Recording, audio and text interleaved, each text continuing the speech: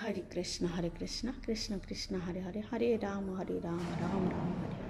শিল প্রভুপাদ কি জয়, গুরুদেবকে অনন্তকোটি বৈষ্ণববৃন্দ কি জয়। তো আশা করছি আপনারা সবাই গুরুকৃষ্ণ করুণা ভালো আছেন। আমি আপনাদের আশীর্বাদ এবং ভগবানের আশীর্বাদে আছি। প্রতিদিনে নেয় আজ আমরা শ্রীমদ্ ভগবদ্গীতা থেকে একটা শ্লোক অধ্যয়ন করবো ধারাবাহিকভাবে। আজ হচ্ছে 11 নম্বর শ্লোকটা। তো চলুন সবাই একসাথে অধ্যয়ন করি। দেবান ভাবতানতি দেবান ভয়ন্ত বহ পরম্পরা ভাবয়ন্ত শ্রেয় পরমাপ্সশত। তোমাদের যজ্ঞ অনুষ্ঠানে প্রীত হয়ে দেবতারা তোমাদের প্রীতি সাধন করবেন। এইভাবে পরম্পরার প্রীতি সম্পাদন করার মাধ্যমে তোমরা পরম মঙ্গল লাভ করে।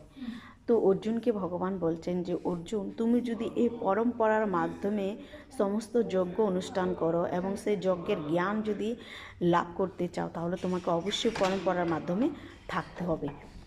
আর ভগবানের সেই উপদেশ অর্জুনকে প্রদান করছেন, তখনই সবার মঙ্গল হবে। হরে কৃষ্ণ।